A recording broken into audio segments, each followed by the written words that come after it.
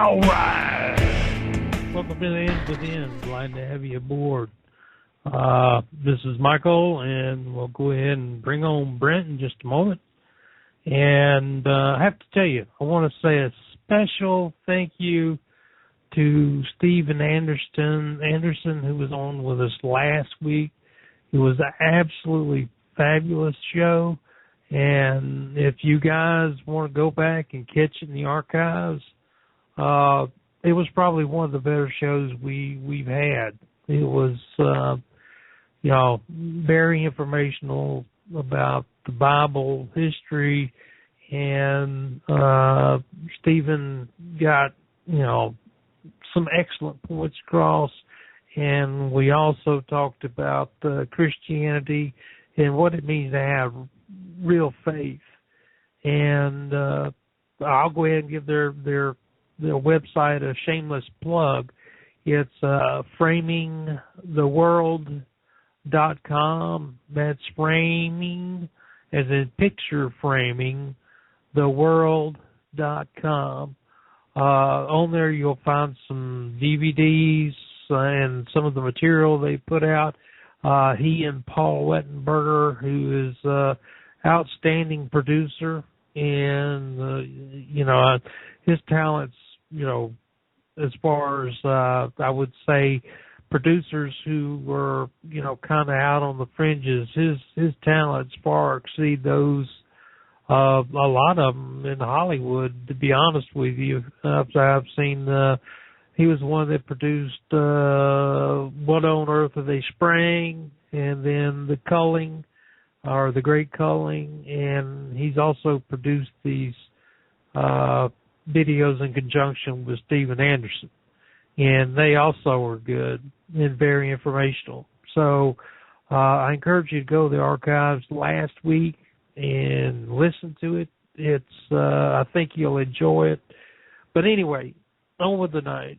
Well, we were going to have Donny on here, one of our favorite guests, Donny Touchet, and he's had an accident, or his son had an accident with a lawnmower.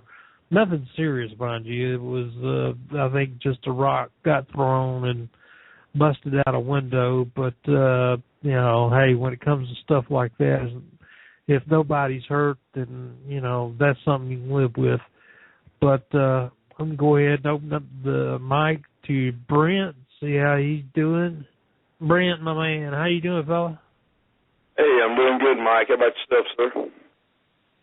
Oh, doing all right. Dealing with the changing of the seasons, and sinuses ain't doing very well, but, other than that, I'm all right. So, yeah, well, good deal. Yeah, things are going really well over here. I was able to go down to Houston Tuesday and spend a little time with my girls, and they're doing good. And then yesterday was able, I have Tuesday and Wednesday off, my job and everything. I got to do a little fishing yesterday, relaxed a little bit, and so far so good this week. It's finally caught up on a little rest last night. But I think Donny is, just for the people listening, he's going to attend. What's happening is he had his lawn mowed, a rock hit his car window, and he's got to have that car for tomorrow. He's got something going on. And so the glass guy, luxuries of living in a small town, is actually going out there tonight to check it out. But I think he's going to be popping in and out. So, you folks are, wanting to listen to Donny tonight, just kind of hang tight and he'll be in. And I'm real glad to have Scott on tonight.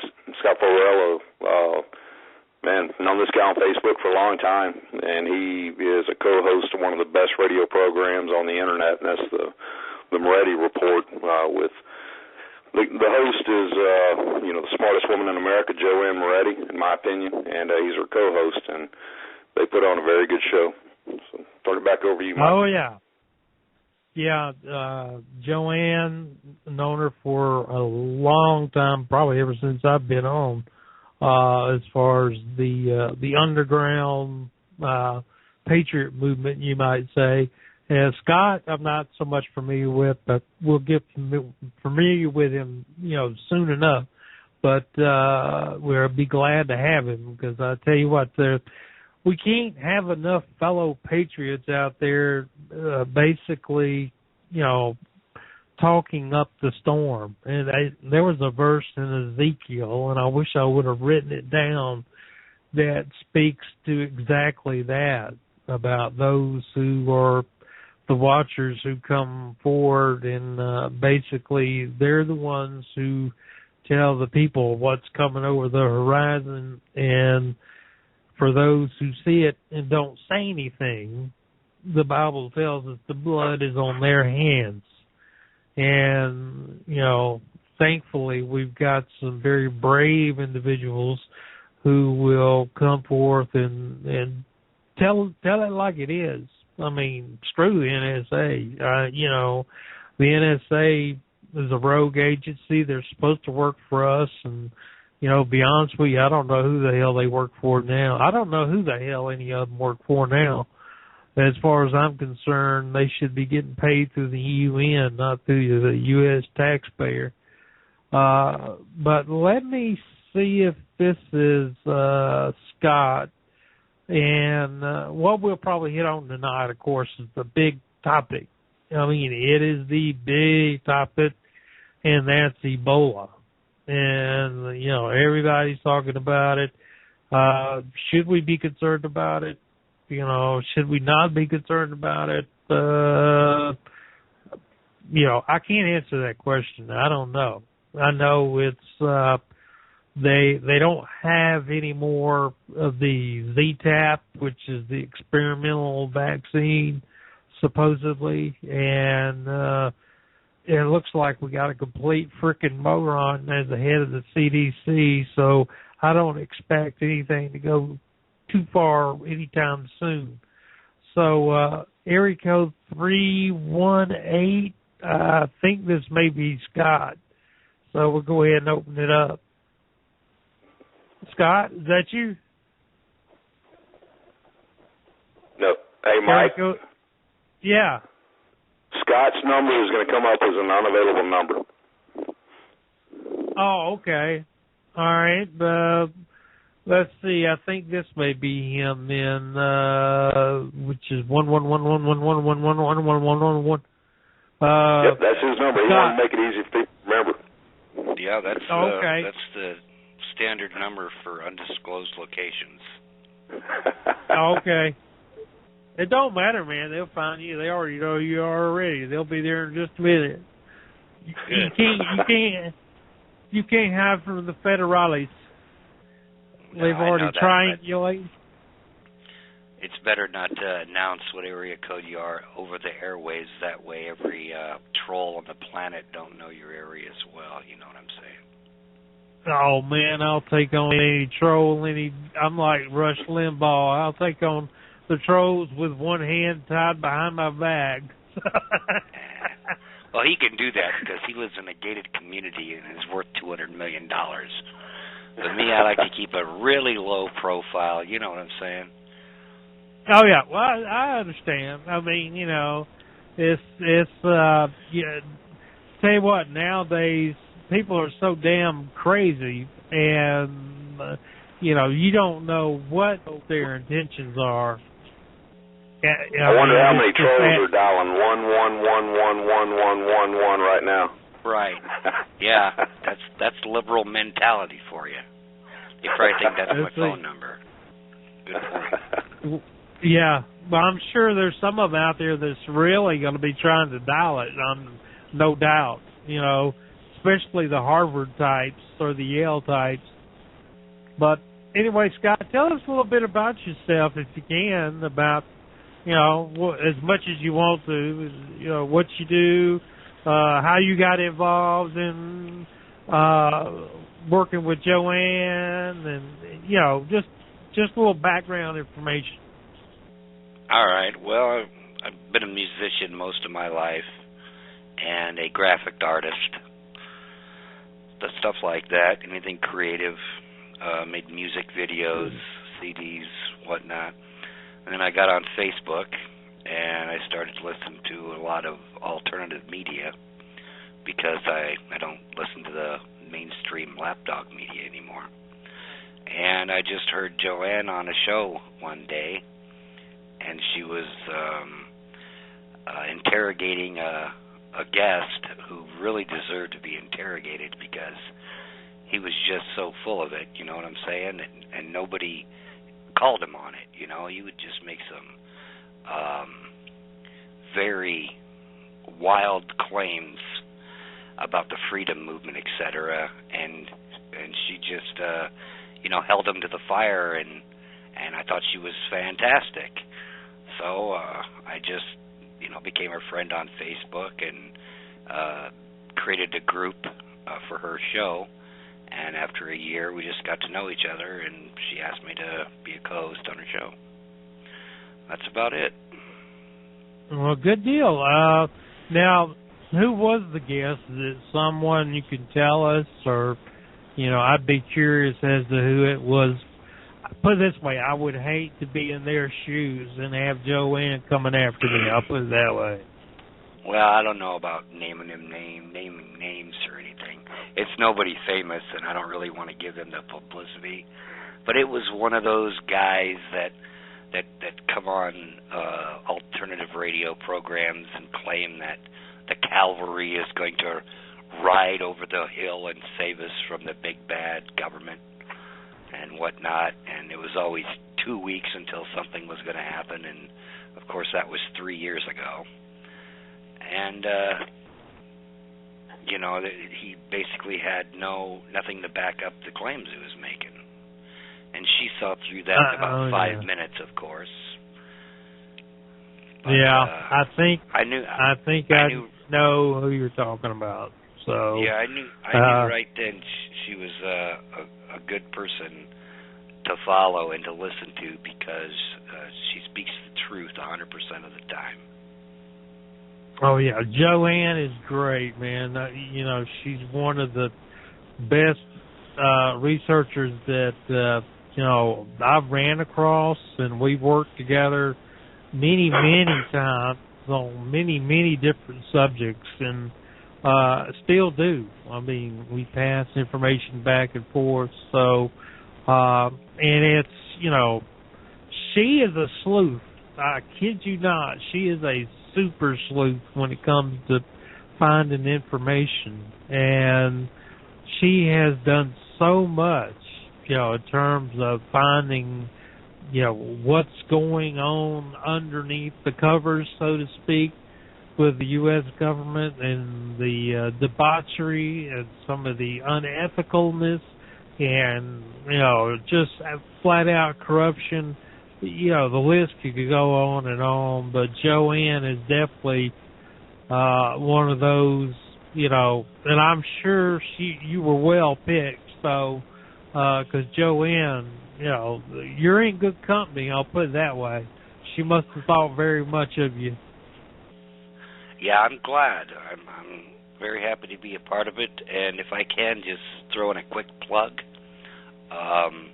we're starting another show besides the Moretti Underground on PRN from Monday to 8 to 10 p.m. Eastern.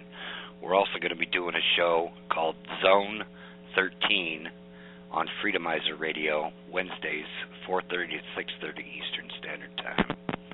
So just in case somebody wants to check it out, you can find us. Man, how do you find the time to do all this stuff? That's only a couple hours a week. Oh, okay. I was just wondering. I have difficulty just doing the one show. Yeah. Well, hey, Scott, it's Brent. Hey, staying on the subject of the show and everything, I met Joanne and slowly got to know her research team over the years, but I probably met Joanne it was when I first got on Twitter. She was one of my first Twitter followers, and she was one of the first people that I followed. And the first thing I noticed was, she's not out there to be popular. She just states the facts.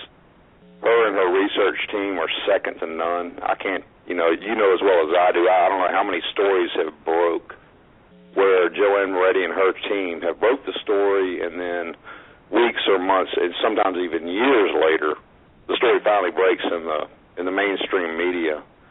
And she's just incredible. And what really surprises me is I've known you on Facebook for probably, I'm going to guess, about the last 3 years, and you really tend to stay in the background. You know, you're the guy that really does a lot of promotion, you know, for the ladies on the show. Right. JoJo has gone on. She got, you know, elected Justice of the Peace in Louisiana. My hat's off to her. That's fantastic. I was really surprised that you're co-hosting the show now, because you really seem like the kind of guy that wants to kind of, you know, stay out of the limelight and just kind of do your own thing. But how's it been for you so far? Because I feel like you're kind of breaking out of your comfort zone. You use that phrase? Well, you know, I've been asked before by 4 or 5 different hosts over the last 5 years, but I couldn't say no to Joanne just because it's her. You know what I'm saying? Right. So Yeah. I thought, what the heck, I'll give it a shot. How you liking it so far? I like it. Good deal, man. Especially with someone who does that much research and she has all the entire show prepared.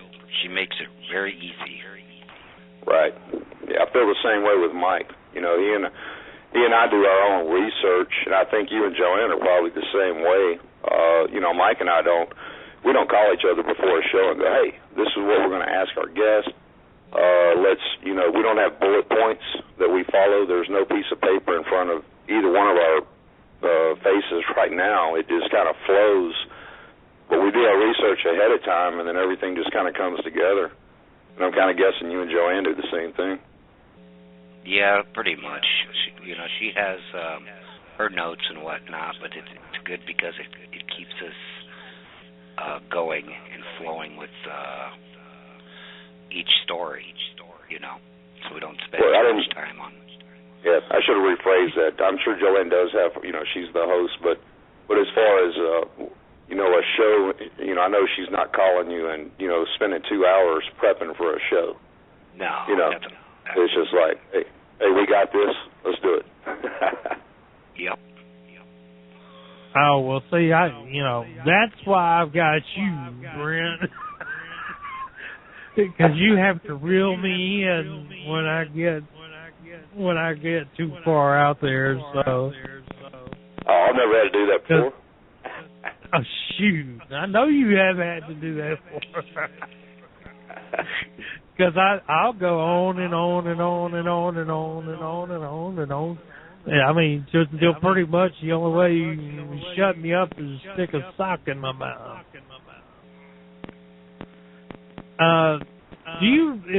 What area code is Donnie? 409. Oh, okay. I just want to know whom to look out for. Okay. But we've got a caller here, and I'm going to go ahead and take it. He's been on for a while. It's area code 318. Go ahead, area code 318. You there? I'm just listening. This is JoJo. I'm just listening. Oh, okay, JoJo. Hey, good to hear from you. How y'all are? Oh, we're doing fine. You don't arrest us. I don't have arrest powers. Oh, okay. You're out of my jurisdiction anyway, so. Oh, okay. But anyway, I just want to say that I'm very, very happy that Scott got to replace me. He's doing an absolute wonderful job. I don't know if you've heard him the last couple of weeks, but he just fit right in with Joanne, and he is just doing awesome. All right, that's great. I haven't tuned in for a while to Joanne's show as much as I'd like to. And somebody's echoing. Is it me? No, it's me. Let me go ahead and just mute myself, okay? It was nice visiting with y'all. I'll just keep listening, okay? Okay, JoJo. Thanks for calling. Take it easy, JoJo. Enjoy it. All right. Now we're back. I still hear a little bit of an echo. Don't know why. But anyway, you know, one of the things we can talk about tonight is probably the number one subject is Ebola. And I don't know about you guys, but it's like, you know, we were debating on going to Mobile. They've got the big shrimp festival down there, which is a yearly holiday where they go down and eat, you know, basically BP, seafood. And the only thing is I feel very uncomfortable now getting around a lot of people. If you know what I mean. I don't know what you guys feel, but all I know is that in the government we've got absolute morons. They couldn't even contain a cold. So I was just wondering your thoughts about that. Well, I think it's been really overhyped, for one thing. The original Ebola virus, it liquefied your insides and killed you very quickly. This is a much lesser strain, and it seems like they are saturating the media to dominate the news cycle so they don't report on everything else that's going on in the country. You just had your Ebola expert on a few seconds ago, so maybe JoJo wants to ring in on that. Yeah, well, we'll go back to JoJo if she'd like to, but I know Ebola, from what I understand, was first came on through the Army, or actually the Army is the one who invented it. But I'm going to open up JoJo's mic if she'd like to talk about it. I'd like to, you know, if she's up to telling us a little bit about Ebola, what she may know. Hey, JoJo, you feel up? Yeah. You feel up to it? Yeah. Okay. Yeah. I'll give you a few minutes. Yeah. Mostly, I just want to tell everybody they need to read, you know, Google it, whatever, what a virus is and how it works, so they'll have a better understanding of it. And I agree with Scott on a lot of it, because it's like every time somebody vomits on an airplane, it's headline news. And, you know, very few people have actually got it. But I still think we need to pay attention. I think in 3 to 6 weeks we'll know if this is the real deal or not. But, you know, the biggest problem right now is nobody's using any common sense. You know, there's every remedy in the world, all kinds of dangerous stuff people are putting out on Facebook on what you should do, and I won't get into all that. But Ebola is one of the most dangerous viruses there is. It's the only thing that'll really kind of kill it on contact and whatever is bleach. So, and, you know, the AIDS is the same way, and all these germicides and antivirals and little hand pump sanitizers and all this stuff, you know, doesn't really kill it. So you need to keep that in mind. But mostly, you know, if you're going to try to take one of these cure-alls, you need to do your research, because it's just getting crazy out there with people posting all kinds of weird remedies. So that's all most I can say to people is just, you know, Google it, Google virus, try to understand what a virus is and how it works. And the Ebola virus attaches itself to your cells. And number one, Ebola virus is very, very, very, very small. They have to have an electron microscope to even see it. So it gets in your body one way or the other, and it attaches to your cells, and it starts replicating real fast. It starts destroying your cells. It basically sticks to the walls of your blood vessels and stuff and destroys them. And that's and it messes up your coagulation, and that's part of the reasons you bleed out everywhere. And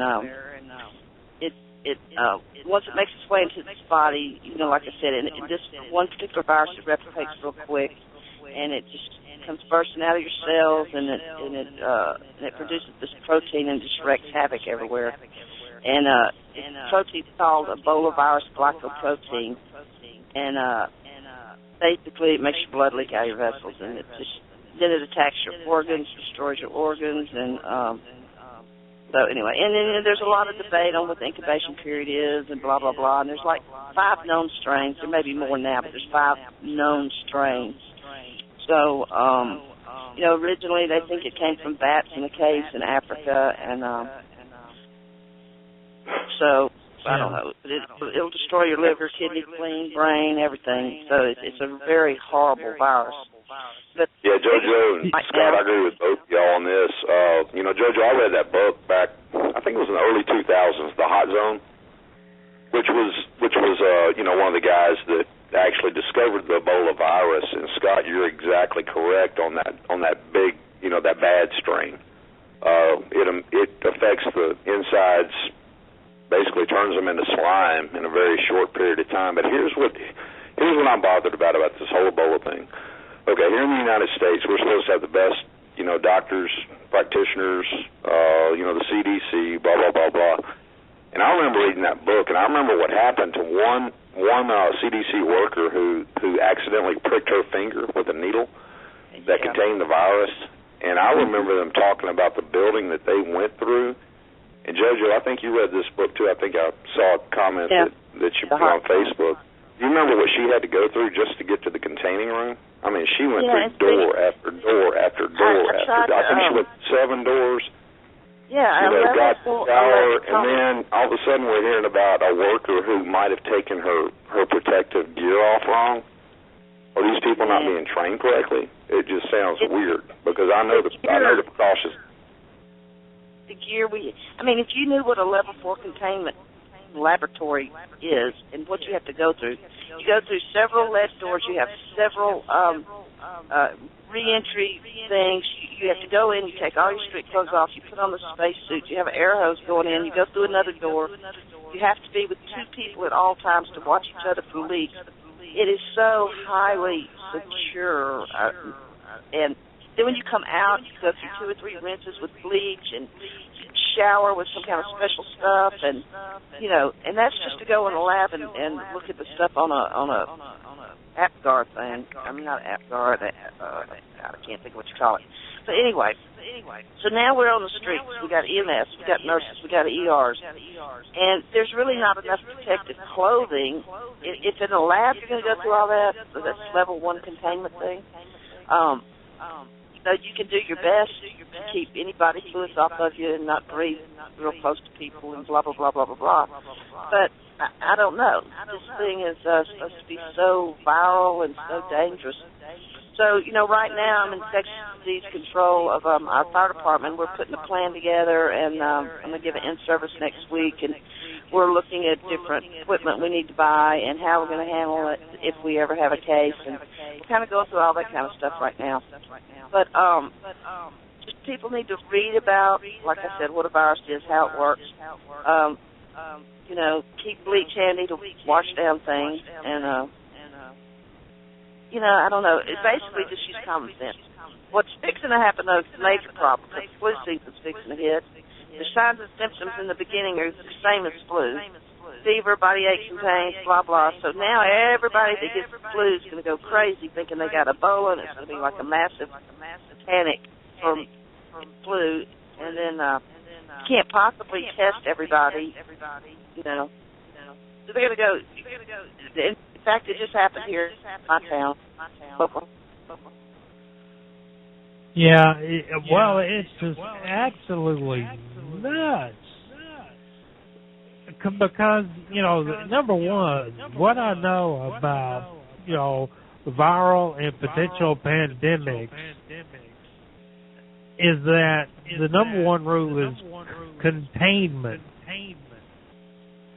And in this case, that would mean that West Africa, where we know that its origins are, would be contained, that we would not allow people traveling from West Africa to come into the United States. Exactly. Now, you go to the source of the problem. Isn't that what we do with everything? Go to the source of the problem. They're not willing to go to the source of the problem in this situation. Well, we're talking about a potential pandemic disease, one of the most dangerous diseases out there. Even if it's lesser strain, we've got two diseases actually. It's Ebola and there's Mersburg, I think. And both of them are hemorrhagic in terms of basically, like JoJo said, it inhibits the body from basically coagulating and clotting. And then what happens, it breaks down the tissue, and you basically hemorrhage. You know, the blood starts coming out of tissue, including the skin. And that's depending on, the severity of the strain. Now, the one thing that makes absolutely no sense, and as we saw up in LaGuardia, and I totally sympathize with these airplane workers who have to go and clean the cabins, is that they're not being given the materials nor being briefed on safety procedures in dealing with precautions of this virus. Well, the level 4 biolabs that JoJo was talking about, that's exactly where you should be treating these people who have this. If it was the very first strain of the virus. There's only 5 level 4 biolabs in the country. 2 in Texas, 1 in Georgia, 1 in Virginia, and 1 in Kansas City. And they are bringing in these patients to places like Nebraska Medical Center in Omaha and giving them a pill twice a month and saying this is going to cure this strain of the virus. It's ridiculous. Yeah, and if our government can build one of those NSA facilities like they do in Utah, they can afford to build some of those facilities. Oh, yeah. Well, they don't want to contain it. That's the problem, I think they want this to get out of hand so they can do like Sierra Leone and declare medical martial law. Start, Obama signed that executive order that said anybody showing symptoms of a dangerous virus or whatnot can be detained indefinitely, partly thanks to the NDAA bill. And then a couple weeks later, he opens up the borders wide open, and there's 5, 6 different unknown diseases floating around now. I don't know. Oh, yeah. It's lunacy. And to have this clown from the CDC get up there and talk about, well, we're taking all safety measures possible, it's that we're not closing the borders, and it's that we're not forbidding folks from Western Africa from flying in the United States, that's, just, I don't know. Well, like you said, Scott, it's an engineered crisis. I mean, that's the only thing that totally makes sense to me, is that they're engineering a crisis just as you described. And like they said, you know how the liberals always say, never let a crisis go to waste? Well, now it's don't ever let a virus go to waste. Yeah, you know what I'm seeing though on my end, and I judge situations based on what I see from not our conservative side, but I've got a handful of friends who are liberals and I'm not talking about flaming liberals. I'm talking about somewhat liberal, and they pretty much never talk about politics. They never have any remarks whatsoever. But what I'm seeing here lately are and these are people that if they're liberal and they're my Facebook friends, that means I know them personally. but they're starting to speak out about this, and they are not happy with the way the government's handling this. So I think this crisis is backfiring on our government. I think Obama, Jarrett, all have made the wrong call on this. Well, do they ever make the right call on anything? No, they don't. But they never make the right call. But for whatever reason, this is something that kind of put a light bulb over, some of my liberal friends, heads, and they said, "Oh, something just doesn't seem quite right here. Why the hell is my government doing this?" There's very few subjects usually come up that cause people on the other side to wake up a little bit. Yeah, number one isn't their government any longer. No, and it hasn't been for a very long time. Yeah, exactly. When they can say the UN can pass some sort of gun confiscation rule, international law trumps the Constitution. That's a problem. Those people should be removed from office immediately for violating their oath of office. When they put their hand on the Bible and swear to uphold the Constitution, that means it trumps everything. And just because you can get a bunch of senators to vote for some international treaty, it's not going to happen. Not with the gun owners over here, anyway. Oh, yeah. Well, I totally agree with you. Is that basically you've got a circle of corruption that includes the UN, the Congress, and then comes back to the UN again, and then some of that money pilfers off into a lot of it pilfers off in the military-industrial complex or special interest of some sort that's, favored by Valerie Jarrett or some of the cronies within the closest circles, at the top. So it's lunacy, and I don't understand why people don't get it.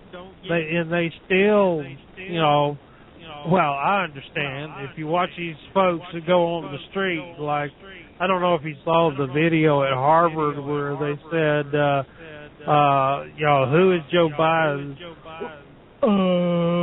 He's a late night host. Actually, that one was in Los Angeles. They were asking people on the street in Los Angeles who the doofus was, and they didn't know that was Joe Biden. I thought everybody knew, what he was. Hey, Scott, I have a question. We've had people from all over the country on this show, and I know what's going on in Texas politics. Mike's from Alabama. I know what state you're in. If you wouldn't mind, I don't know what city you're in. I know what state you're in. You can choose to talk about that state if you want to, but I'm curious of the political, what's going on, where you live. I'm always interested in finding out what other states are doing and how people are feeling. I kind of moved back and forth from Nebraska to Montana, and they're basically the same. I've been all over the country. I've lived in. I consider Nevada the South. I'm sure you think that's funny, but people in Montana are a lot like people in Texas. They're very pro-gun. All they care about is having a job and thinking that they're free and whatnot. They don't really pay that much attention to even local politics up here. But they do see what's going on. They don't like it. And like Nebraska hasn't voted for a Democrat president since John F. Kennedy,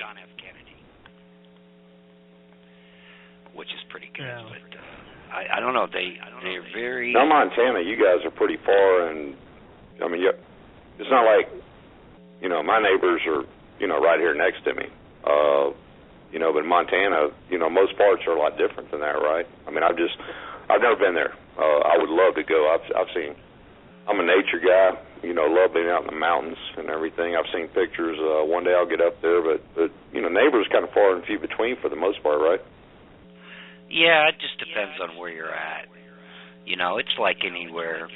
If you live in Texas, you can live in a place like Austin, which is very liberal, by the way, now. Or you can live out in the country somewhere, or in a small town where it's completely different.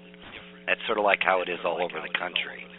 I like small towns no matter where I'm at. And the town I was in Montana was Sunburst. It's very small. Nobody wants to live there. And it was the perfect place because I don't like crowds or police departments or any of that stuff. Just like to be left alone in my own little corner of the universe, so to speak. But in the bigger places, the liberals are trying to infiltrate, and what they do is like with this illegal alien crisis, they bust them all into the major big city districts, so a small amount of people can swing the entire state, either red or blue. That's what they're trying to do in Texas, by the way, right now. Oh yeah, well it seems to be like any state that's a red state that they're here's what's going on in Texas. Here's what's going on. Okay, I want y'all to pay real close attention because the national news is going to make it sound like they've got these so-called children, which most of them aren't, in these buildings sleeping on with tinfoil blankets and all this stuff, which may be the case for a tiny amount of time. But I'm going back probably, and Mike, I've brought this up millions of times. It's because I did my history, I read the book Bonhoeffer, and I saw how the government tried to infiltrate churches. Here's what's going on in Texas. Your churches are now taking these folks in. And what they're claiming is if they're in a church that's determined to be a sanctuary, kind of like it's not they try to do this sanctuary city crap here in Texas, but this is just basically a, one building church sanctuary. Even though they might not be in the church, they might be living with a family who goes to that church. So there goes our government infiltrating the churches, infiltrating Christianity, all for the liberal cause. That's what's going on in Texas right now. It's not thousands of kids all, holed up. They might be there for a while, but they're going to ship them out. But they're shipping them to other states too. Massachusetts, I know, is one. So that's really what's going on. And really, as far as an impact here in the state of Texas, on a day-to-day basis, the average citizen would have no freaking clue as to what's going on. That's terrible. Yeah. And that's where... It's the liberal churches now. The liberals have they're slowly but surely overtaking the churches.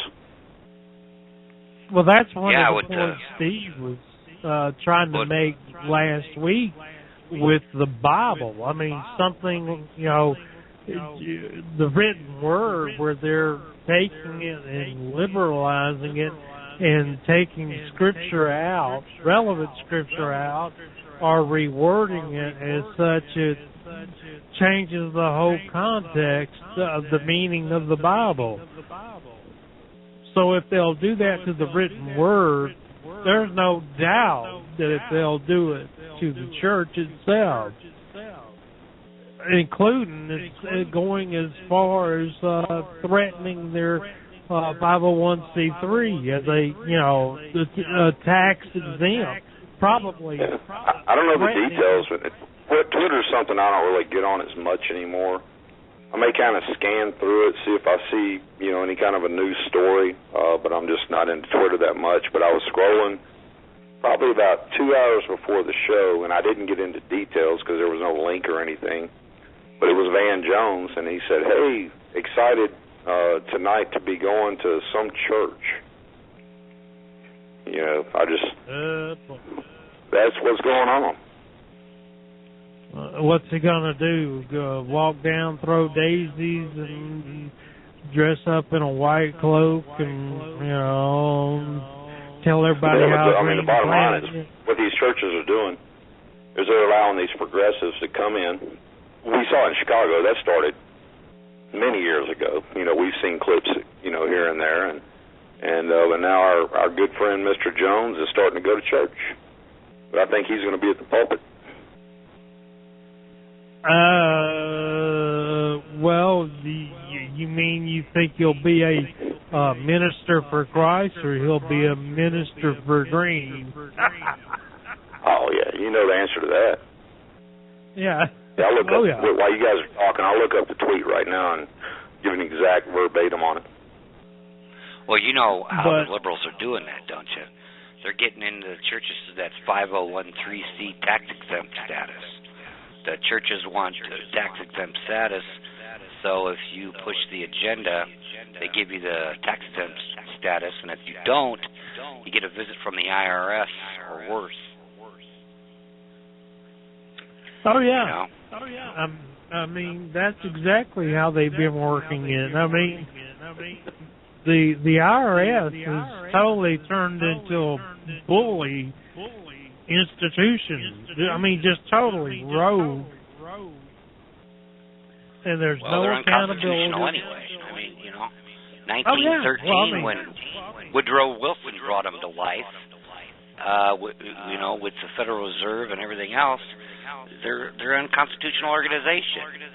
They're basically an extortion arm of the IRS. Oh, yeah. It's kind of like, hey, we'll protect you if you pay your taxes. Oh, yeah. Well, I mean, you know, it's one of those institutions where there's, you know, the money comes in, but there's no accountability as to where it's going. Nor do they care, you know. The only thing they care about is... Yeah, go ahead. All right. He's going to a church, and it's some group called Glide, and he's going to be in conversation with Nation Builder CEO Jim Gilliam. And what they're going to talk about is national politics. Okay, this is in a church.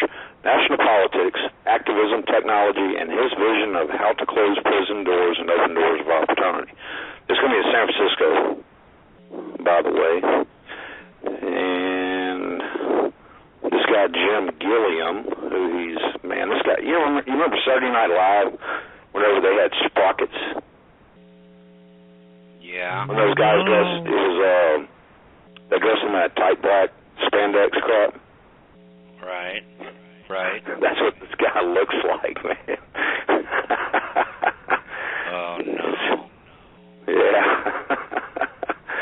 That's funny. Well, you know, holy shit, he worked at Lycos. Okay, Lycos is one of the very first internet search engines, but I remember this company in Houston, they basically threw him out because they had so much turmoil. It's kind of like Enron. No, Lycos was a search engine back in the day.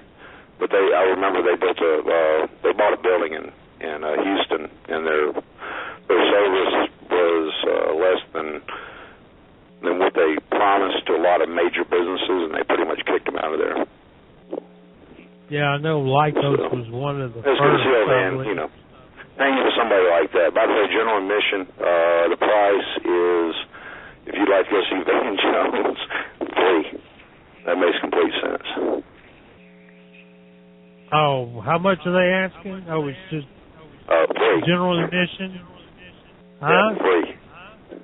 Oh, free. There's no charge. As long as you put a donation in the ad, right? Right. Yeah. Well, I mean, you know, I'm sorry. I hear it on TV enough. If I want to watch Van, I can put it on CNN. And I don't even know if he's on CNN. Yeah. Well, the bottom line is, how can a church open their doors to this crap? And what Scott was talking about, 501c3. You know, if there were any kind of a more conservative church that did something like this and brought in a politician, then, or somebody in the political realm, man, the mainstream media would be all over them. Oh, I know. It's the rules only apply to one, not the other. And that's just it. It's that the liberals don't recognize the fact that if they can take away someone else's rights, they can surely take away yours. And some of them are coming to the realization that that's the case, and that very well could happen. But it's slow in coming in terms of them realizing it. And I just hope that, eventually it's not going to be too late. And my fear is that that gate's closing and about damn near shut. Yep.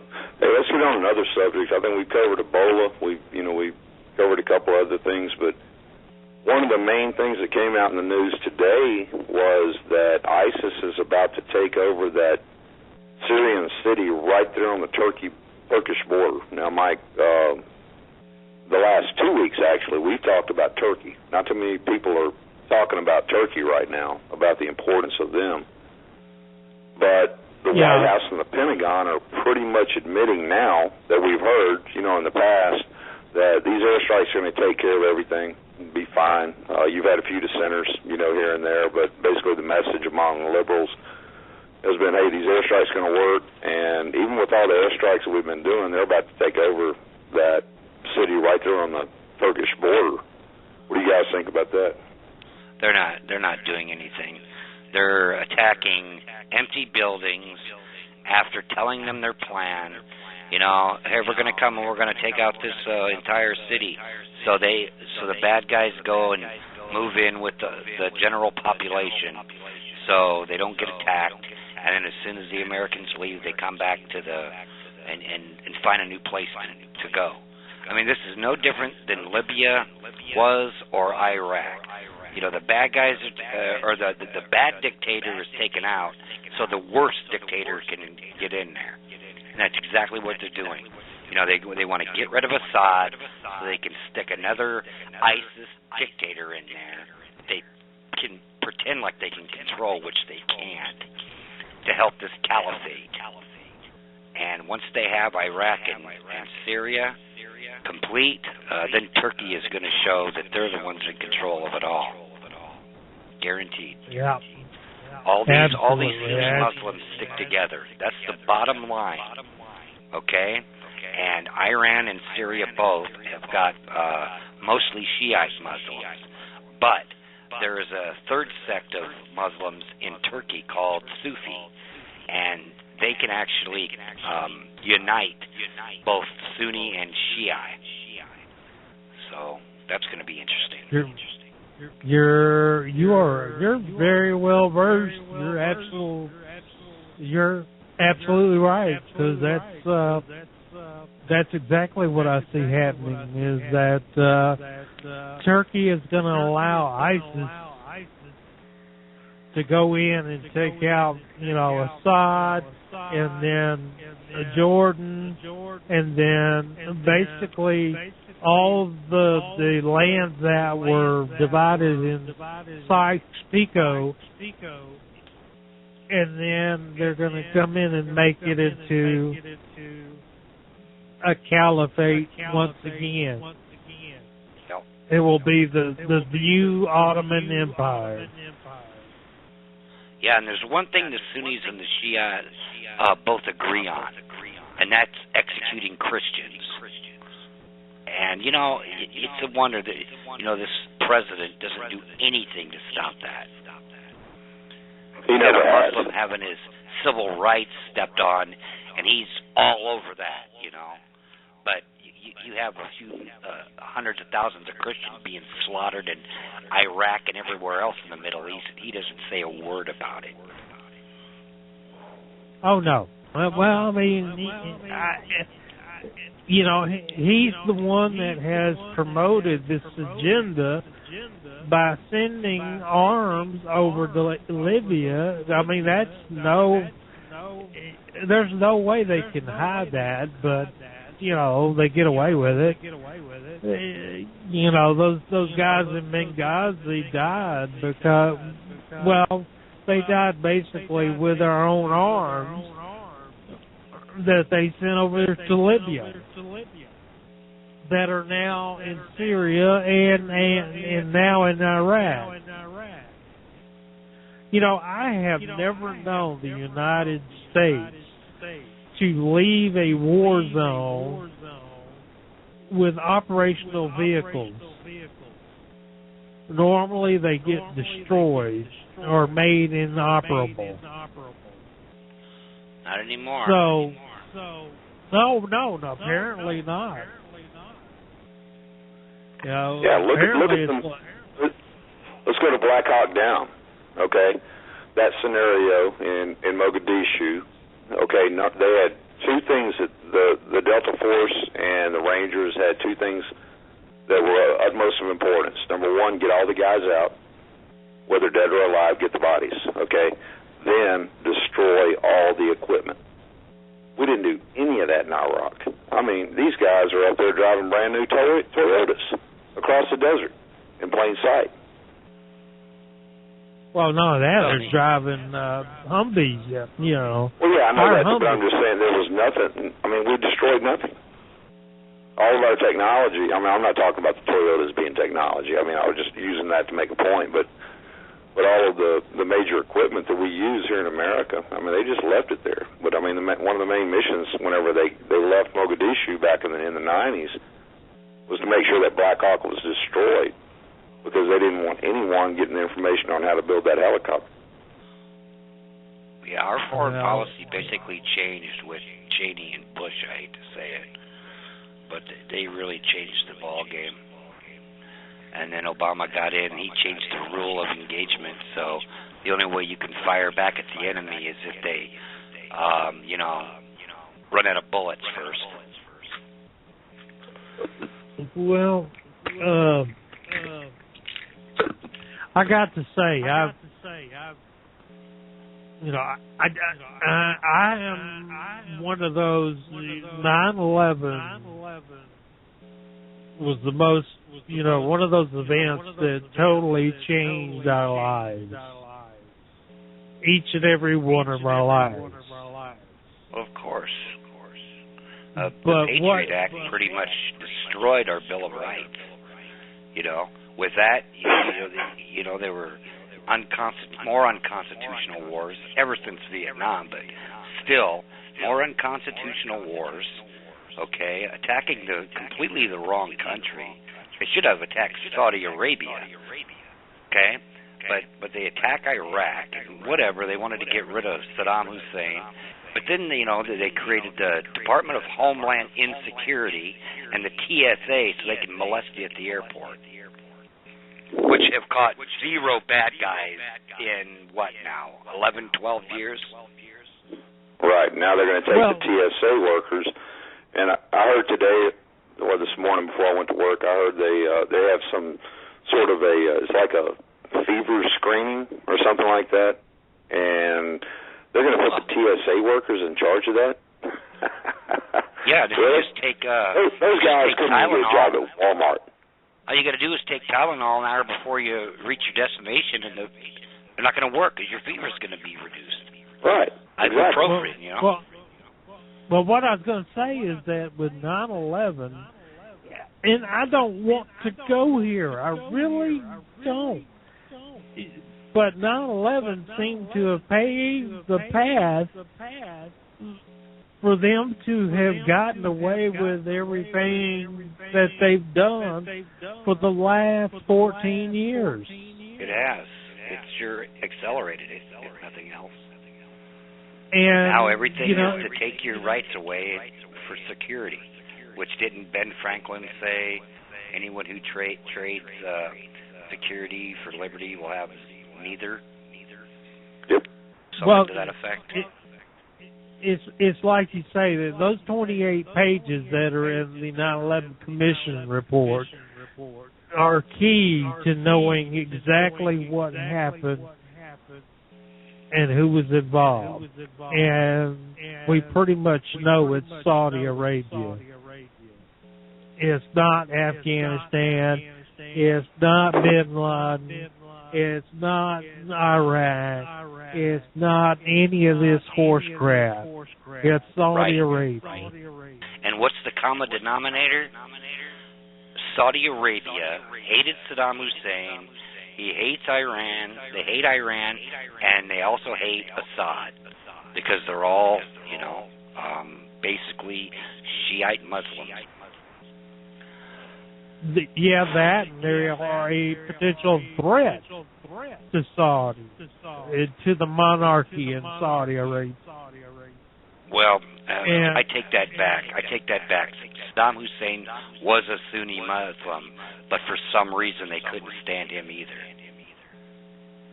Well, I'll tell you why they couldn't stand him is because one of the things that Hussein was starting to do was back up his currency with assets, gold. Right.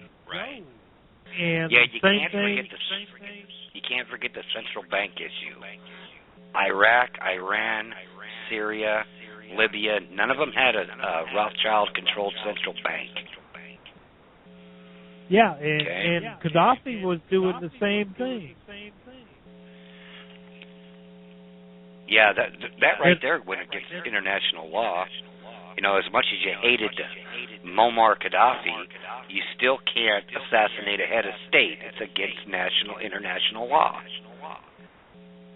But they just we use the proxy. It's like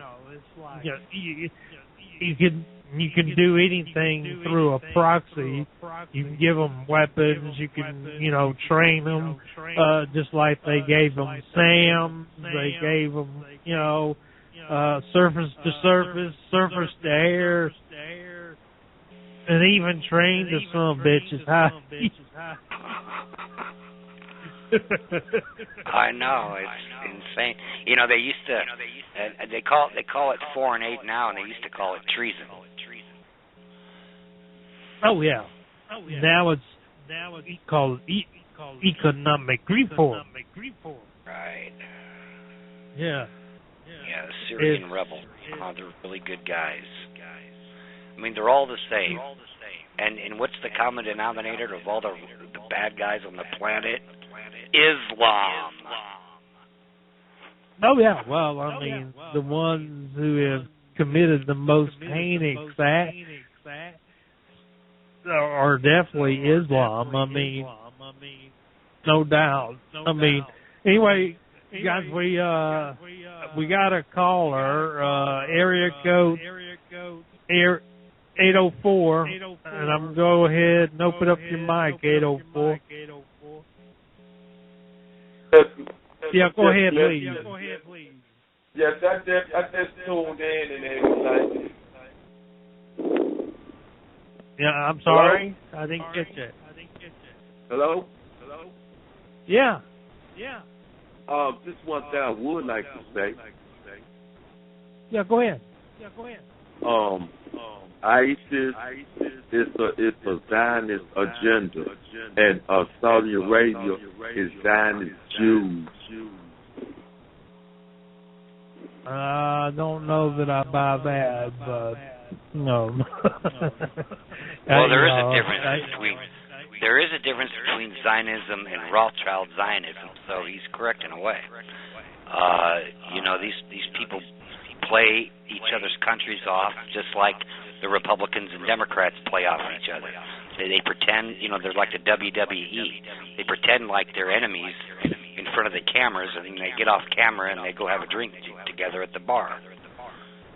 Same thing with a lot of people don't know that Israel and Saudi Arabia are kind of chums because they both can't stand Iran, they both can't stand Syria. And it's in both of their interests to have them attacked by the military-industrial complex. Well, I mean, in that way, you may be right. I totally understand about the Rothschilds, and also the Rockefellers. all those of the richest of the rich tend to be of Jewish. Well, and they're not even. Is the caller still on the line, or let him elaborate a little bit? Do what now? I'm still here. If y'all have the muted me. Oh, it's an echo too. Oh it yeah, comes there's from definitely an echo. Kazakhstan. Yeah, exactly. That's just it. That's one of the things nobody knows about is the history of the Khazars. Exactly. And where Kazakhstan, for instance, their history and the fact that the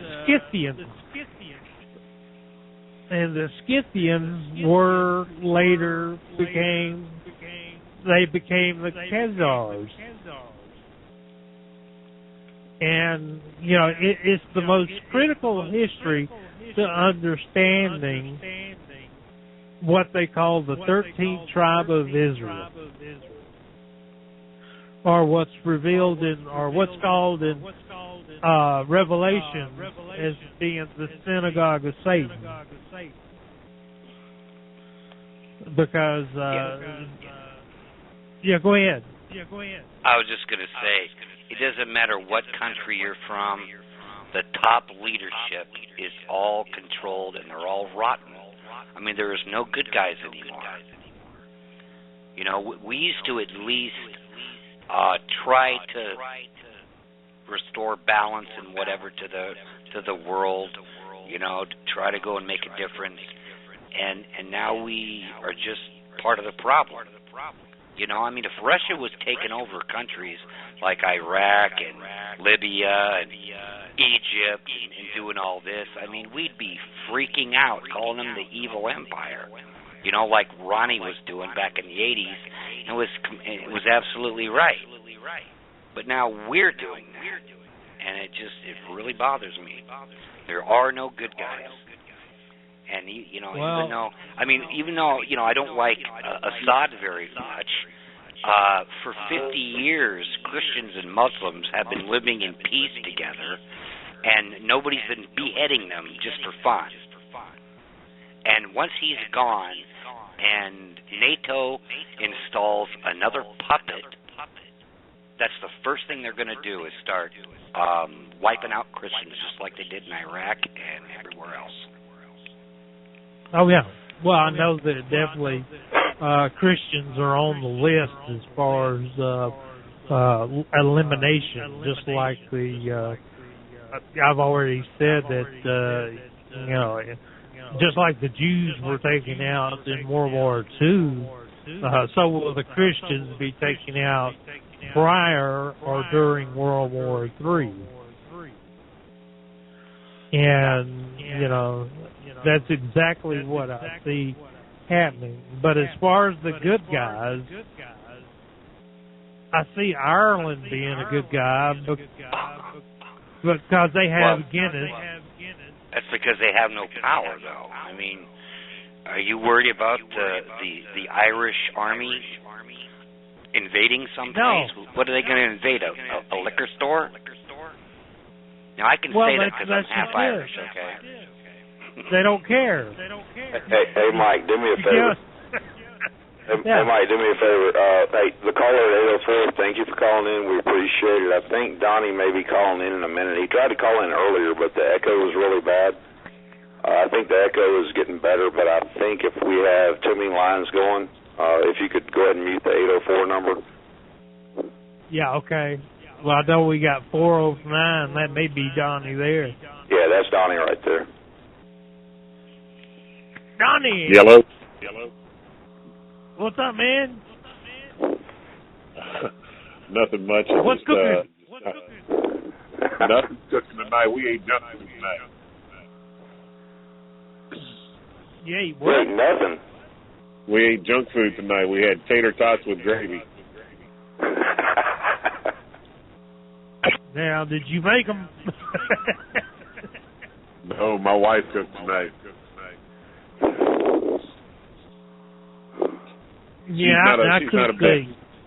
She's not a bad cook either. So.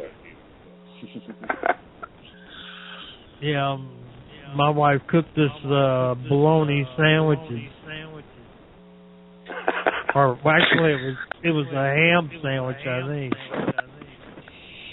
Yeah, it wasn't bad. Yeah. It was edible. What y'all up to tonight? Well, we've got somebody on the line. His name's Scott Ferrarello, and he does a radio show and with Joanne Moretti, who's one of our favorite. She's one hell of a researcher, and it's kind of weird because, I know you have a lot to say on the Patriot Act back in the day. Scott does too. I think you guys are right on the same page. I know you brought that up. You've been on our show like 35 times, off the top of my head. And so we're basically talking about ISIS. We hit Ebola early on in the show. But as a former Navy guy, we're kind of interested, especially ISIS, Middle East. We're kind of interested in what your thoughts are on the whole situation. Let's see. What are my thoughts about the whole ISIS situation? 20 to 30,000 guys, and we're just playing around with them, and we should just maybe quit being a little bit. I understand that we got to have the coalition, but it's 20,000 guys. I mean, we should be able to just hammer it down and get rid of them. Oh yeah, we should be able. They should be able to do that with not even have U.S. troops. I mean, you need some U.S. leadership on the ground. Not necessarily enlisted boots on the ground, but some. I'm talking leadership. Get some O-gangers in there to train these people and that kind of stuff. But they have no leadership. And they're cowards. Let's be honest. I'll tell you straight up. Those Iraqis are cowards. And I'm talking about we're relying to fight ISIS right now. Those people are cowards. I mean, 20 years ago in Desert Storm, we bombed them for 30 days, and they came out with their hands up. And they've been the same way ever since. Yeah, I mean, they're worse than the French. Yeah, they're the French of the Middle East. That's exactly right. Yeah. AK-47 for sale. Then drop. Donnie, why do you think we're not doing that?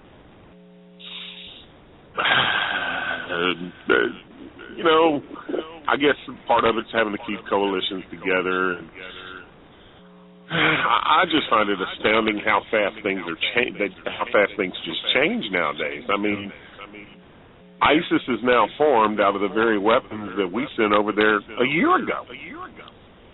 Oh, we were just talking about that. Yeah, so you have a sympathizer in chief that can't call the enemy what it is. That'd be like being in World War II and you can't bring yourself to use the word Nazi. Well, see, that's the problem. I think everybody is so worried about being PC to just nail it down to. And you can ask these guys. I mean, I'm a pretty. I don't use the word liberal because I'm not a liberal, but we're being way too PC on what we're calling these people. They're fanatical. They don't understand us, and we don't understand them. And we need to just go ahead and stand up for our principles because we understand our principles. And and we need to be as fanatical about our beliefs as they are about theirs. That's the way I feel about it. Well, I agree, but yeah, take away more rights from us. Yeah, well, got a point. We give them we're no longer. I made a similar statement to that earlier today on Facebook that majority is not ruling anymore. We're too worried about stepping on the toes of people who don't share our belief system. And I believe in everybody having their freedom of religion and so on and so forth, but I don't believe in giving up my freedom of religion for somebody else. I saw that post. I think you said something to the effect of, one side always says, hey, we won, so you have to go by our rules. And you made, I think you said, for example, well, the majority rules when they talk about an election. You said you went to a high school football game and 99% of the people wanted to do a prayer, but because of those 1%ers, then it wasn't allowed. Tell us what happened there. They're trying to outlaw a prayer over in Hampshire from that before the game. They're saying it's not student-led. The high school we went to, they're trying to do that? No, in Hampshire from that. Oh, in Hampshire, okay. Well, still, that's that's getting a little close. Yeah, that's getting close to home. And, wow.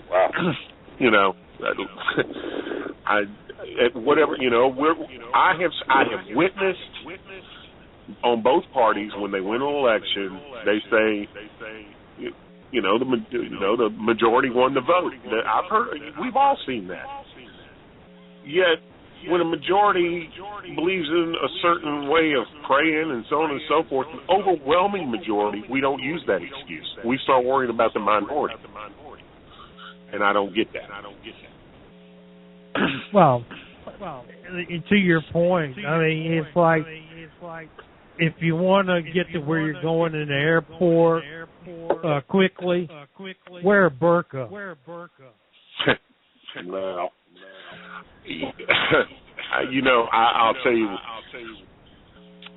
Well, the whole the Ebola thing, I don't think we need to politicize it or anything like that, because we do live in a smaller world than what it was 30 years ago, And just because we cut off flights coming from Africa to here don't mean they can't go through somewhere else to get to here. But when it comes to that ISIS stuff and all that other thing, either end it and bomb the hell out of them or walk away. One of the two. That's haven't we learned our lessons from Vietnam and stuff like that, where when we half-ass enter something, we don't win it. You either go in to win or you don't go in at all. Well, that's just it, Donnie. They've made this into a game, and unfortunately, we're the pawns. And I think that the media has made this situation worse than it is. They will overcover something for 2 or 3 weeks, and then they'll come back to it 2 or 3 months from now, But I remember the days when we watched the news at 5:30 in the afternoon, and Walter Cronkite would get on TV, and he could cover 10 different stories in 30 minutes. And our appetite was okay. Now you're going to watch a story for 4 straight days, and they're just going to saturate your mind with it, and it just seems like it's the most important thing in the world because CNN or Fox or MSNBC is covering the sucker 24 hours a day for a week. Yeah, that's to dominate the news cycle, so they can't report on, that Obama's approval numbers is about as high as Ebola. Right. I just, I wonder how much of it is really actually having to do with politics as it has to do with all of it. I think it's all of it. I think you're exactly right. The media cycle, the brain dead drones out there that believe that stuff on the TV. They don't even think, and so they think that 20,000 people from ISIS. I'm a military man, you know what I'm saying? 20,000 people ain't nothing. They're nothing. But and they wouldn't have they wouldn't have any weapons if it wasn't for us. Correct. So because a year ago they were overcovering it on the other side where we felt we had to give them weapons. But they've been doing this for a long time. I mean, absolutely. They built up Saddam Hussein into the dictator he was so he could attack Iran. Right. And once they let's not forget, before that, we built up the Shah, and then of Iran. Well, I wish they would have kept the Shah in because Jimmy Carter got rid of him, and that's who installed the mullahs, and that's where the real American hatred began. Right then. And what did they do? Didn't they take a bunch of Olympic stars hostage and until Reagan was elected and they let them go? And we had a gas shortage. It was all the mullahs in Iran. And Jimmy Carter installed them in there when he got rid of the Shah. So once again, they took thanks a lot. Iran took several hostages, and then, of course, they let them loose when Reagan went in. Now, unfortunately, to Carter's credit, he tried to do a rescue, but it was totally mucked up. Kind of like I wonder why. a peanut farmer didn't have it down, just like a committee organizer. What's next? Well, why don't we just elect a guy that's running Arby's or something? Hey, I say, why can't we just get Homer Simpson, man? Hey, I'd vote for Homer in a heartbeat. So would I. Am I back? Okay, Donnie. Joe You're Biden back on, Donnie. looks a lot like I'm Homer on. Simpson. I don't know what happened. My phone died on me. But well, Donnie, I want to get back to that local, and I always like stories like this. Now, I don't like them, but I like making people aware of them because okay, let's take Scott. He's in Montana, and they have a view of Texas. And you were talking about how Hampshire Finette is trying to get rid of prayer at their football games. Well, the minority. Hampshire Finette is a very tiny little place in Texas. Right. I mean, we grew up in a small town, in my opinion. Right. We had about 13,000 people. In the town I grew up in, but Hampshire Finette is much smaller than that. It's about half. What the hell is going on with those people over there? Because that is the.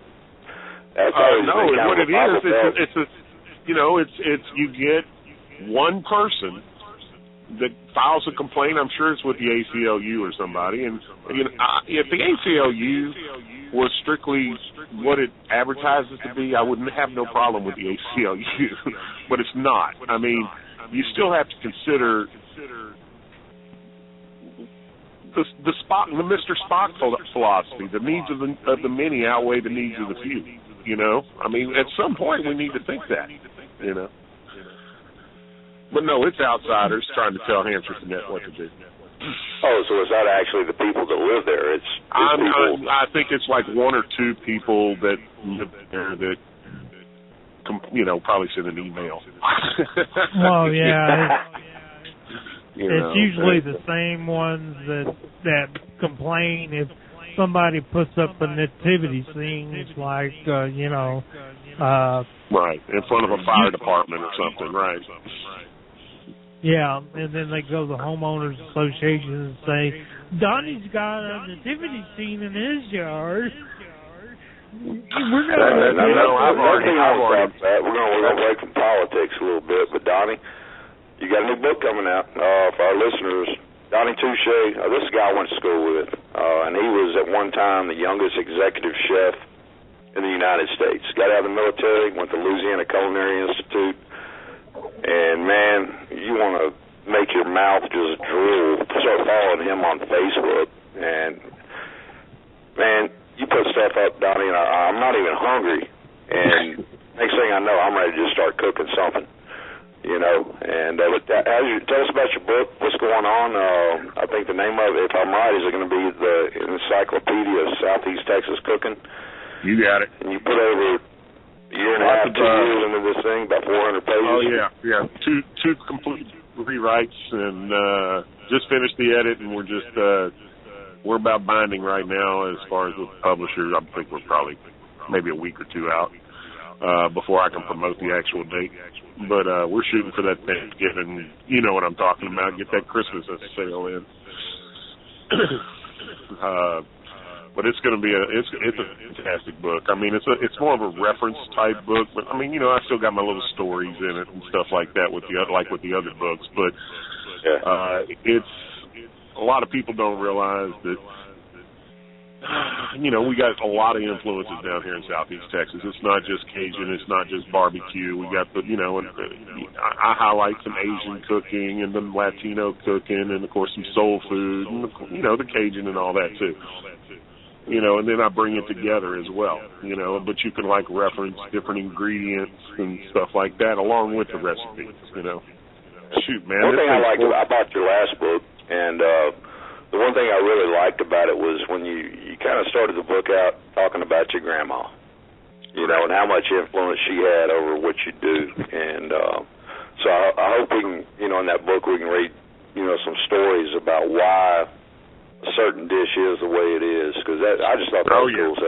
Yeah. We're already, we're talking about subject material for the next 2 books already. Yeah.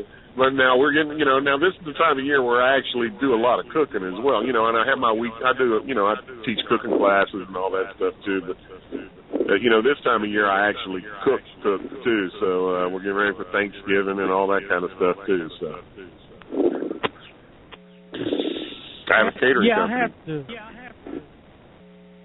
Donnie, I have to ask you, in your opinion, what is the best combination of spices?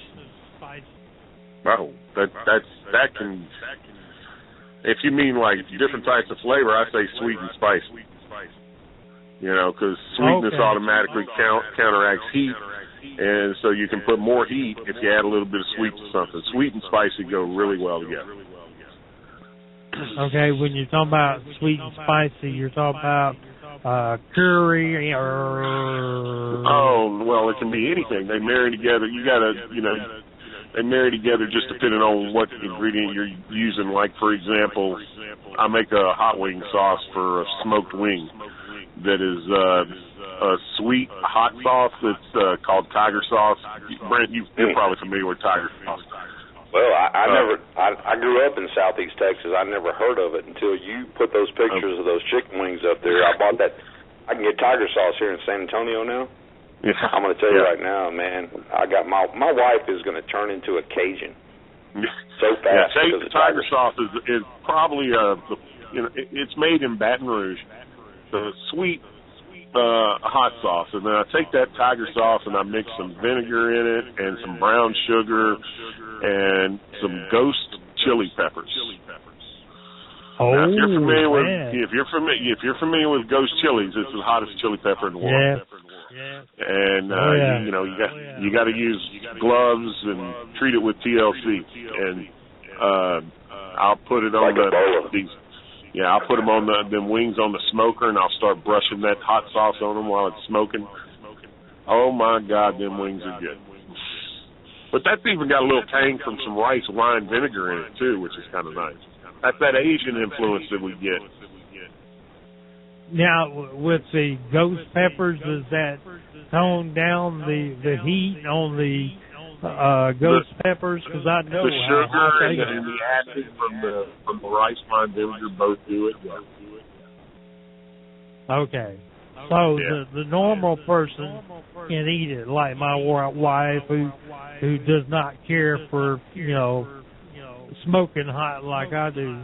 It would probably be a little hotter than your average wing, that your buffalo type wing. But this is a smoked wing, so it's not that deep fried type wing. It's on the smoker. I smoke it for an hour, and with some mesquite, and it comes out really good. Yeah, I'll tell you what, Donnie, you might want to pay attention to it, because my wife she's not where I'm from, okay? What people here in San Antonio consider hot, in my opinion, is not hot at all. And so what I did was I made a crawfish etouffee, and when I took a jar of just a basic etouffee, which was really good, by the way. It was called Raging Cajun. And I got to add my own twist to it, and I threw some cayenne in there, along with some other things.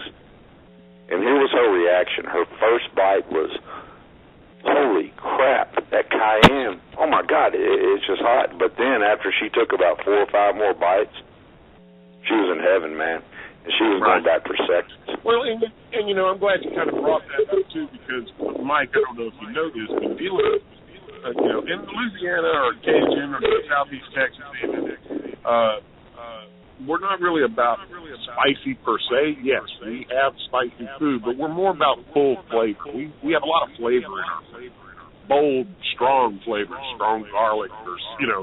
We're not afraid to season our food. And but we do know how to do our hot stuff. And when it comes to your hot stuff, different peppers have different ways of hitting you.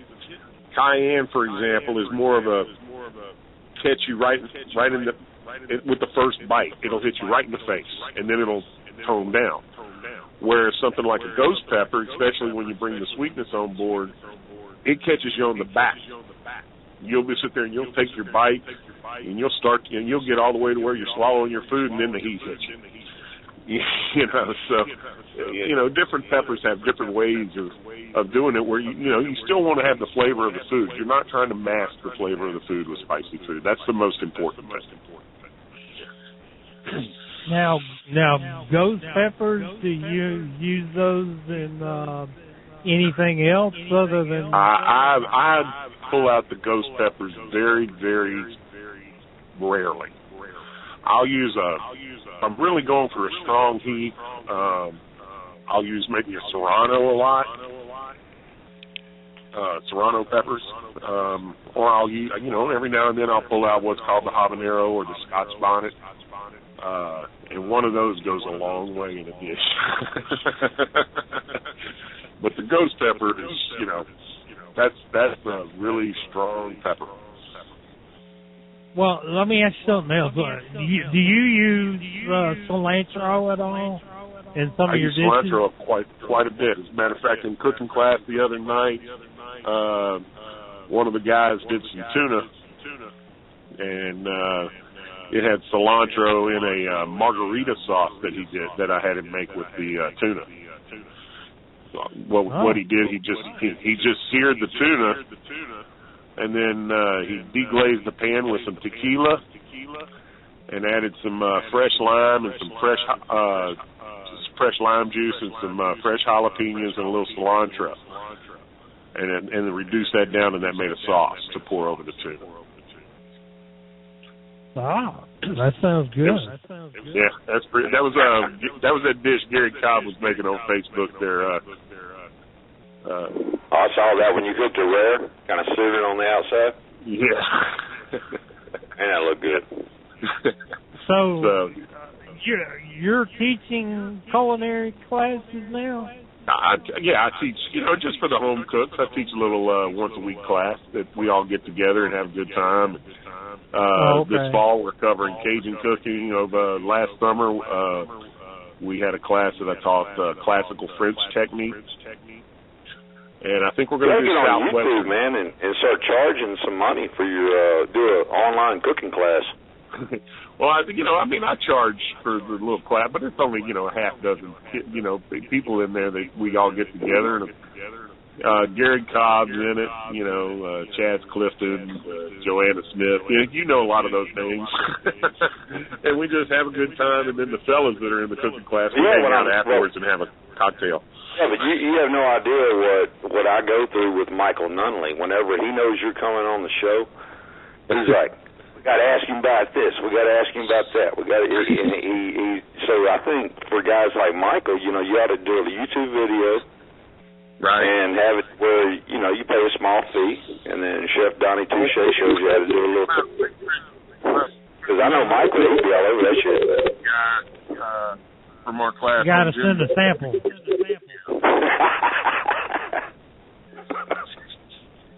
Because he's into that. He knows how to do all that video producing and stuff. I need to get with Jim and let him help me. Heck yeah, I'm going to do this together.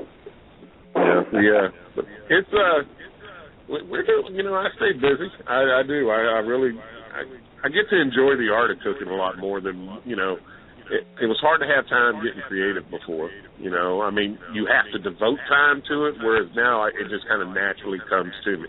I don't know if that makes sense or not. You know, I don't have when I'm cooking in my restaurant, for example, I don't have the luxury to have a case of writer's block, if you would, when it comes to creating a dish. I just got to kind of force one out of it, you know. And now they can, my dishes, my new stuff can just kind of come to me. You know what I'm saying? It's a lot more relaxed and a lot more love into it, if you would. You know what I'm saying? Yeah, and I'll tell you one thing. I mean, Scott Ferrarello has been kind of quiet during the whole thing. He's very, very, very creative as well. Graphic artist, producing music, and I hope he's enjoying this. You know, part of the, we kind of switched from politics to food, like, you know, nobody's business. But where are you from, Scott? You and Scott are a lot alike. You know, as far as the creativity that you put into your art. Right. I'm originally from Nebraska. Nebraska. But I'm Sicilian-Irish. The home of another Ebola patient. Yeah. Texas and Nebraska got common right now. That used to be the hospital that I went to. Oh, Lord. Uh-huh. And I tell you, you know, if I was there now and I had to go to a hospital, I wouldn't go. You know, say, just leave me in the street, and I'll have somebody else pick me up, or maybe have the ambulance drop me off at home, please. It's not that I freak out over the thing. I have 100% faith in our knowledge. I have no faith in our attention to detail. I mean, let's face it, the reason for gentleman is infected now is because he wasn't paying attention. You know what I'm saying? He knew every freaking detail, and he still went in there and touched a bunch of stuff. That lady in Spain that's infected, she said she knew she got infected before it ever happened because she made the mistake of rubbing her face when she was That's what we were talking about earlier. We were talking about the original book called The Hot Zone, which I read back in the early 2000s. And the attention to detail, if somebody contracted Ebola in Africa, I'm talking about from the early days. Right. It was freaking, we're talking lead doors, multiple doors. Right. We had Jo Norton on here, you know, she's a nurse, and she was talking about how the attention to detail was priority. And nowadays, they let a guy freaking go deliver food to an apartment. You know, hey, here's your Chinese food. You know, that'll be $23.87. I mean, that's what it is, and it's because we're this instant gratification, you know, have somebody else do research for us, society, this lazy-ass society, and that's what we've become, and it's going to end up becoming our downfall. You know, I've said that from the get-go. You know that. I mean, all of our information being out there, it's not the government all the time that we got to worry about. We got to worry about people like I said, Apple and Google and Microsoft. They have all our information for the businesses to have. You know, and it's because we're lazy. We share all that shit. We don't read it. We just let them have it, and I'm guilty of it. We all are. You know, and we just want it to be done easy. We want to be able to, you know, first when we see it on the internet, rather than get up and go to the store and buy the same damn thing. You know? And so it's all about. When Ebola breaks out, it's because somebody didn't follow procedures. That's what it's going to be down to. Well, now that's not true. I can't find a gas mask in town. A gas mask is not. Ebola's not airborne. You know, it's just somebody that. Well, if you're here's me. If I'm messing around in a kitchen, we talked about ghost peppers. I know if I'm chopping up a ghost pepper that I don't touch anything else, including go to the restroom in my private parts, or rub my eyes, or go and shake somebody's hand, until I wash several times. But the thing is, with a ghost pepper, you would know right away. Therefore, that's why I know, oh, man, watch yourself, get everything taken care of. With Ebola, you don't know right away. Okay, so you sit there, and if they're handling bodily fluids or helping move the person and they're sweating, you know, and that sort of thing, and then you don't go and wash, or if you're not wearing the things properly or whatever, you're going to go home and get sick 4 days later. You know, and that's why they're not following procedure. Well, that's just it. They're going, Scott. I don't think they're following procedure because they want it to get out of control. I mean, they know what to do. It's a popular theory. You know, I think it's a very popular theory. Now, if you follow that to its logical conclusion, then a lot of, you know, I mean, and this sounds so horrible to say, but where this outbreak is occurring is, you know, heavily Muslim, uneducated. You know what I'm saying? It'll thin that herd out pretty good. I mean, it'll thin us out as well, but nothing like over there. You know, so what do we look at on that? I mean, if you follow that theory out to its end, it's, you know, it takes out the people who can't take care of themselves anyhow. Well, okay, then let's just let's put the next 5 Ebola patients that come here for treatment on a military plane, dress them up like Habib, and send them into the ISIS camp. We'll see. Problem solved. I did that theory the other direction. I put it on Facebook. I know Brent read it too. And that is, if I'm a terrorist, I'm not going to go and strap explosives to myself, and I'm not going to train to fly a plane into a building. I want to go and bury a bunch of dead bodies in West Africa, and then I'm going to get on a plane and fly to the United States and shake as many hands as I possibly can. Because, you know, that's a heck of a lot more effective. Yeah. And legal. Well, I'm never going to look at the sneeze guard at a restaurant the same again now. Oh, don't get me started. I don't like salad bars. I don't like buffets. I don't like it when they take a glass and go refill it at the waiter station. Bring me a fresh glass. Don't you love those buffets where the kids are picking their nose and then they're playing with the food? Oh, you can watch the kids all day long. I watch the grown-ups. Oh, I know they do it too. But no, this is true. When they take, let's say you say, would you like a refill on your Coke? Sure, they take your glass of Coke, they bring it over to where you've been drinking out of that glass, and they push it up against a dispenser that 2,000 other glasses have touched where they've been drinking out of their glass, and they bring it back to your table. But you have to have a fresh plate every time you go and get your food. Yeah, well, you know, that's just it, and that depends on how well they wash that plate. No. Oh, I believe in the fresh plate. They'll wash fine. But what Donnie's talking about, you're right. I've never thought about that. Oh yeah. They don't wash this shit. They never wash those things, do they?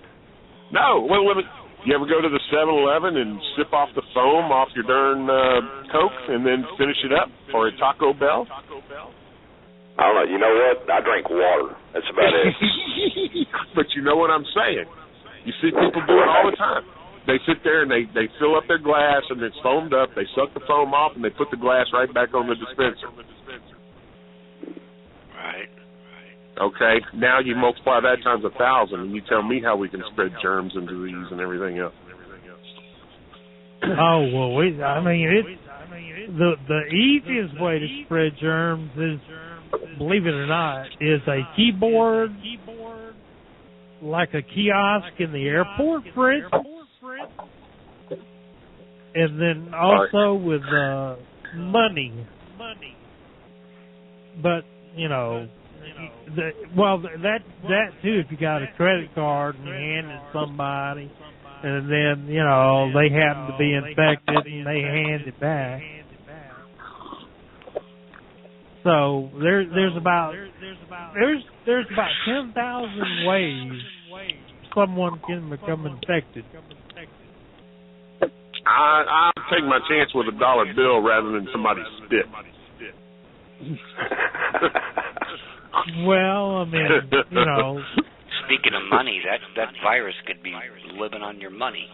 Yes, it can, because perspiration is a carrier.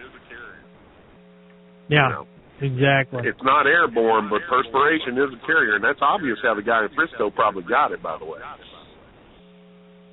That's why I never piss anybody off at a restaurant.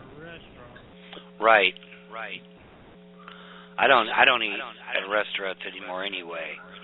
But that's the last place you want to get lippy is through a drive-through. I don't eat those types of restaurants. Yeah. They're 3 feet away from the bathroom, and they'll just go drop your Big Mac on the bathroom floor before putting it in the bag. Those people aren't cooks. They're not even cooks. They're not. And they want to get paid $15 an hour. Those people. They deserve it. Now wait a minute. Somebody that gets my order wrong 95% of the time and hands out ketchup packets deserves $15 an hour. I don't mind spending $22.50 for a Big Mac. Do you? No, I don't mind paying $25. Yeah, I don't mind paying $25 for a Big Mac and fries, and add on another $2-3 for a Coke. No. Yeah, those places when they're not working at McDonald's, they're on government whatever, and some of them are doing both. But I find it a crying shame that those people should not even be. And don't get me wrong, there's some hardworking people at fast food joints. Don't get me wrong.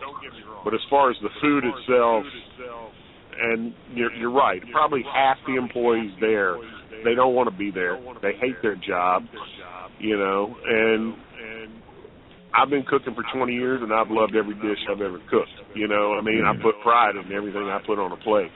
And I don't think anybody that works at a McDonald's can say that. Next time I go through a drive-thru, I'm going to tell them I'd like my Big Mac with some ghost peppers. Right. No, they'll give you some. They'll give you a ghost something. Yeah. Yeah, exactly. Yeah, you do that. Yeah, you'll see. Let's put it this way: it's been white and sailed in the wind a couple of times, I'm sure. Yeah.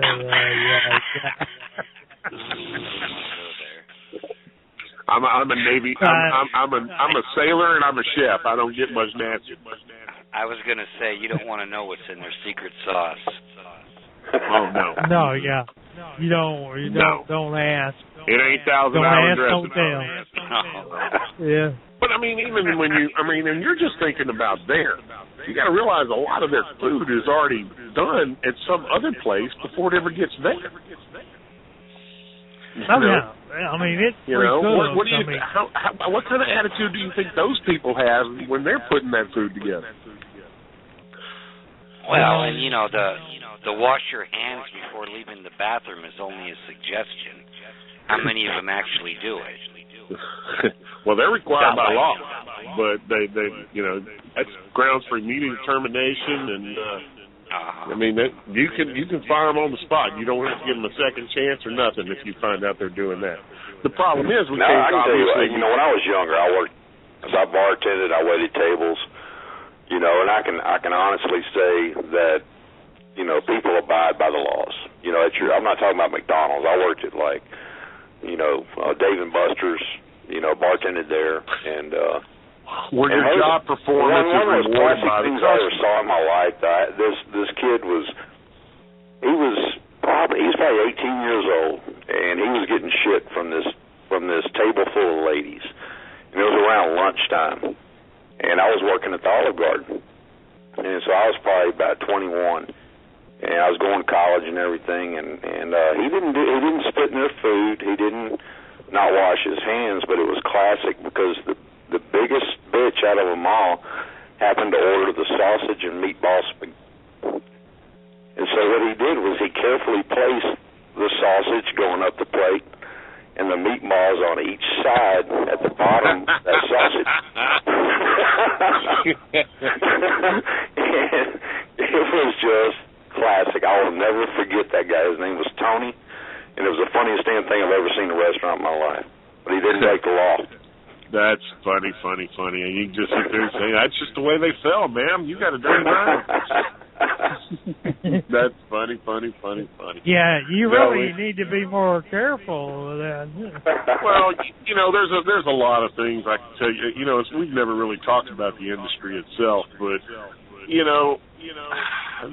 the whole thing is these people that work in fast food, because it's fast food and it's nasty food to begin with, they don't get rewarded by the customer for customer satisfaction.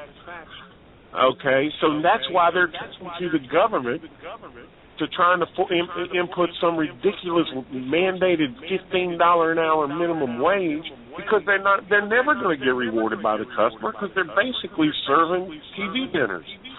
And whereas when you get to places, well, at least at the Olive Garden, they're getting rewarded for decent service in the form of a tip that's higher than what it needs to be, or so on and so forth. Those waiters, they don't make, their minimum wage is like $3 an hour as a waiter. It's not even that. They actually get, here in the state of Texas, I know, they're actually, what the state of Texas does, and I don't know, it may be Fed, it may be Texas, but they take that minimum wage, which is not $3, it's like $2.18. Right. So that's what it was. I'd say $3 to round up. What they do is they forecast how many tips you should have made based on your amount of sales. And so whenever you actually get a paycheck every week, trust me, at times mine said 0, and it literally had void. Right. So you think, okay, you put in 40 hours. $2.18 ought to be $80 plus some change, right?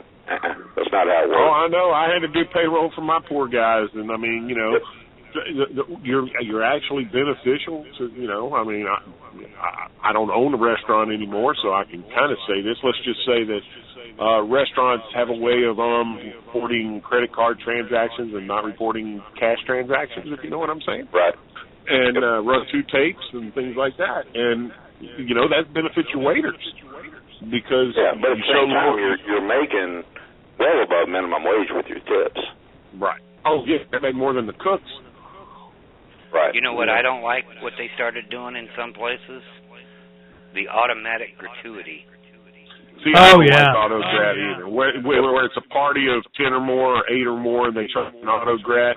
I don't believe in auto-grat except for a catered event. Now, for catering, that's different, okay? But for just a straight-up coming into a restaurant and eat a meal and you got a dozen people and we're going to charge you 15 to 20% just because we said so, bullshit. I get to control.